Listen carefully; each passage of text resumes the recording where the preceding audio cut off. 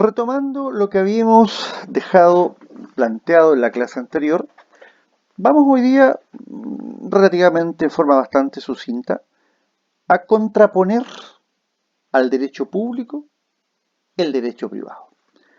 ¿Qué es lo que les decía yo? O sea, el derecho público, en definitiva, es el derecho asociativo al Estado, principalmente. O sea, es decir, cómo se estructura, cómo se organiza el Estado. Y cómo el Estado se vincula con los privados ejerciendo su poder de tal, o sea, su poder de soberano. Y veíamos que constituyen disciplinas del derecho público el derecho constitucional, el administrativo, el financiero, el penal, el económico y el procesal.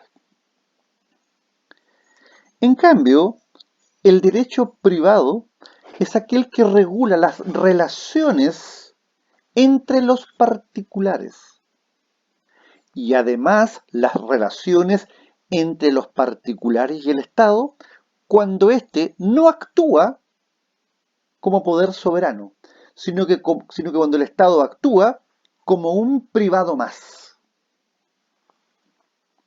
Por ejemplo, el Estado no actúa con poder soberano, por ejemplo, cuando compra los vehículos fiscales.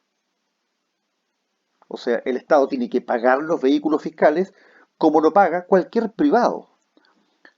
O por ejemplo, cuando el Estado arrienda una casa para la instauración de un servicio público, como ocurrió acá en Ñuble, acá en Chillán, a propósito de la creación e instalación de la región, el Estado cuando celebra un contrato de arrendamiento lo hace como un privado más. Por lo tanto, toda aquella normativa que reglamenta las relaciones, los vínculos, los nexos entre los privados o entre los privados y el Estado cuando el Estado actúa como un privado, caen dentro del derecho privado. Son disciplinas del derecho privado, entre otras, el derecho civil.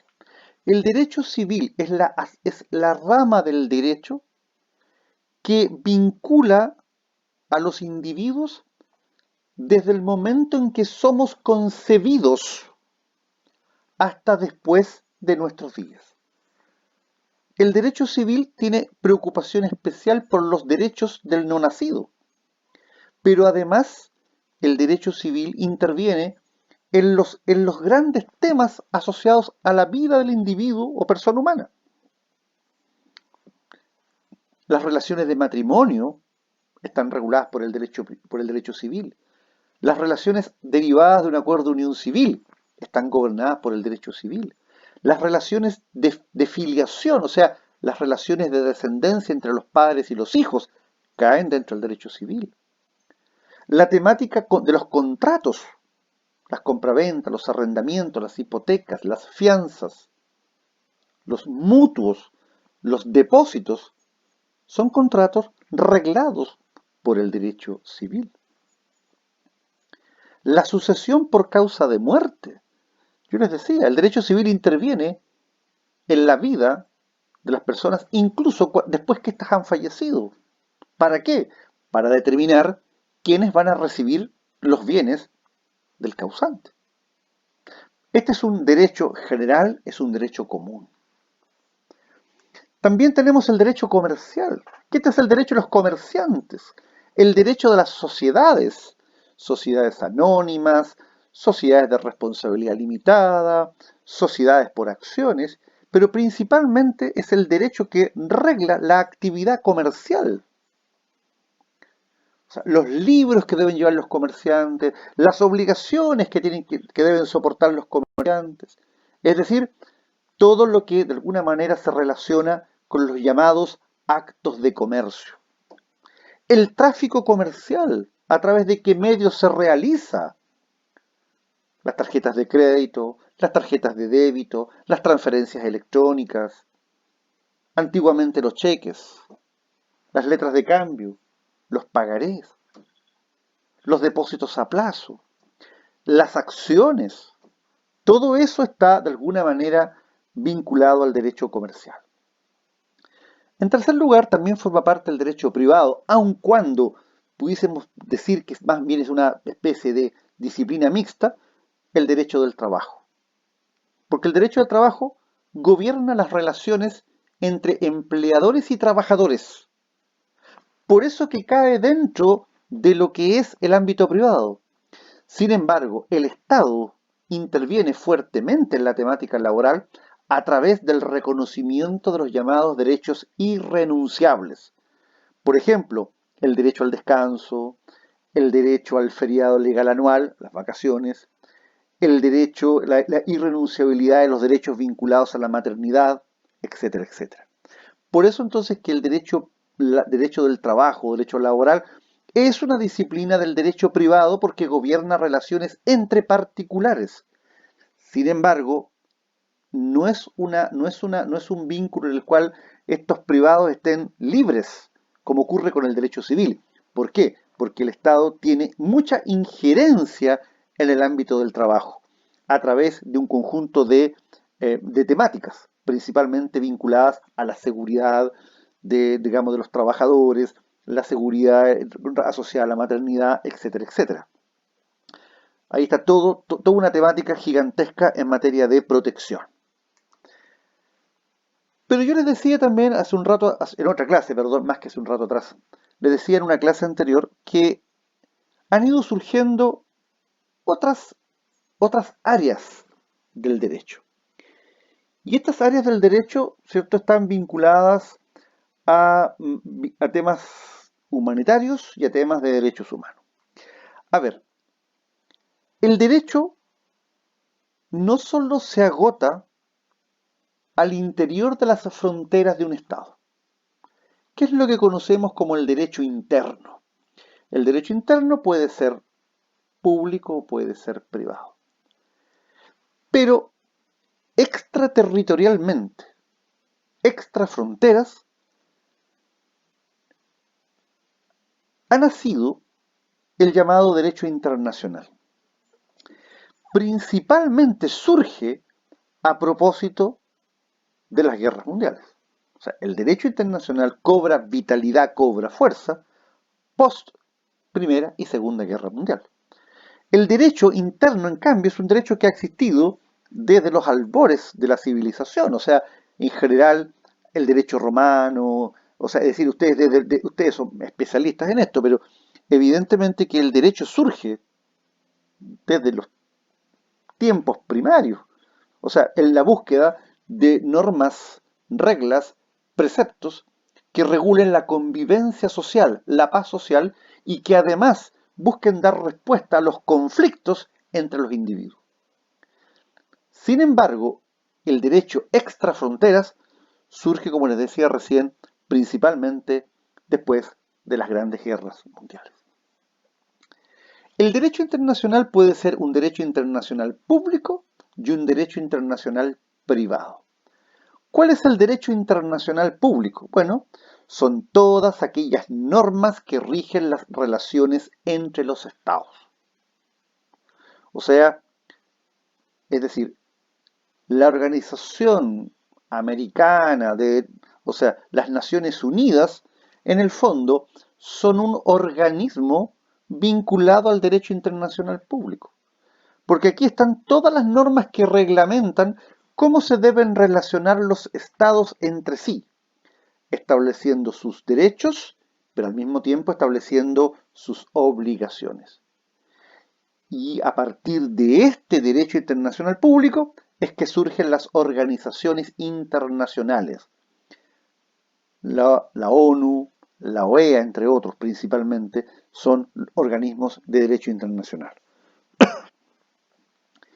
El derecho internacional también puede ser privado, y decimos derecho internacional privado aquellas normas jurídicas que buscan dar solución a los problemas asociados a las relaciones internacionales donde los particulares o privados tengan un conflicto. Les pongo un ejemplo. ¿Qué pasa, por ejemplo, si un chileno muere en España dejando bienes en Chile y dejando un hijo en Alemania? La pregunta es, ¿por qué ley se va a regir la sucesión de ese chileno? ¿Qué ocurre cuando celebramos un contrato en Chile de productos que van a llegar a China y hay un conflicto vinculado, por ejemplo, al no pago del precio? ¿Cómo resolvemos esa controversia? Esa controversia se resuelve a través de los preceptos del derecho internacional privado. En definitiva, normas jurídicas aplicables a los particulares cuando estos tienen conflictos en las relaciones internacionales. ¿Qué es lo que nosotros sabemos hoy en día? ¿O de qué hablamos hoy en día? Globalización. Globalización significa que los chilenos salimos al mundo, pero los extranjeros también salieron al mundo. Y es evidente que se están produciendo problemas. Por ejemplo, ¿qué pasa, por ejemplo, con la mayoría de edad? En nuestro país es a los 18 años. ¿Y qué ocurre con aquellos países que la tiran a los 16 o que la tiran a los 21? ¿Qué pasa si alguien hereda, si alguien compra, si alguien vende? ¿Por qué ley? O sea, a ver, ¿la ley sigue al nacional en cualquier parte del mundo que esté? ¿O bien la ley se aplica a todos los habitantes de un territorio, sean chilenos o extranjeros? Esas respuestas a esas preguntas nos las da el derecho internacional privado.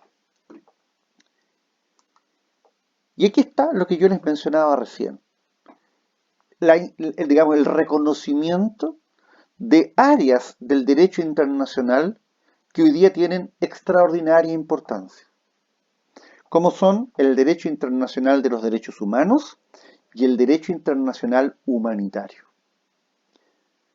El derecho internacional de los derechos humanos, en definitiva, es aquel conjunto de normas internacionales, convencionales y consuetudinarias, o sea, de aplicación a través de la costumbre, que establecen los límites y obligaciones de los poderes públicos para asegurar el goce efectivo de los derechos fundamentales de las personas, bajo su jurisdicción, pudiendo contar con mecanismos internos, regionales o internacionales para enfrentar casos de violación de estos derechos.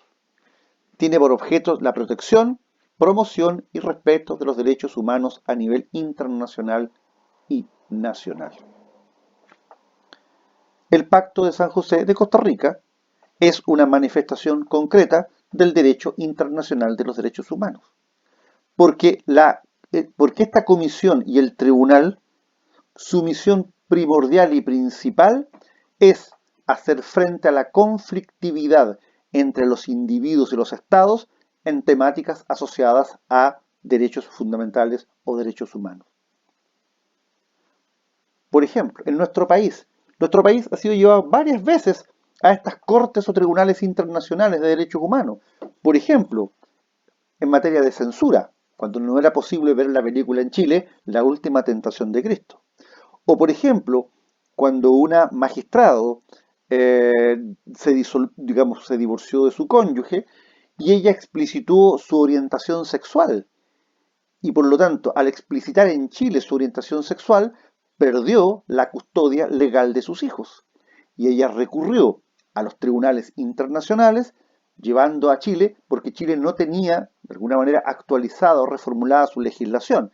Y por lo tanto, la sanción, o sea, el hecho de que se le haya privado de la custodia de sus hijos, fue simplemente por su orientación sexual.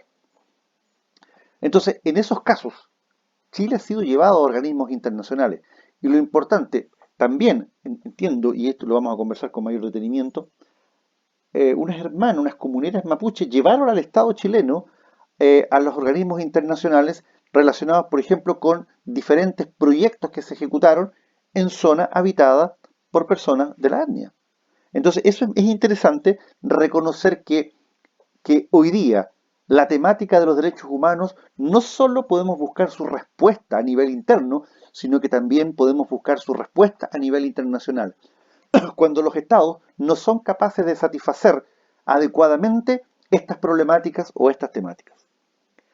Y finalmente están también el llamado derecho internacional humanitario, que es un conjunto de normas que por razones humanitarias trata de limitar los efectos de los conflictos armados, protege a las personas que no participan en los combates y limita los medios y métodos de hacer la guerra.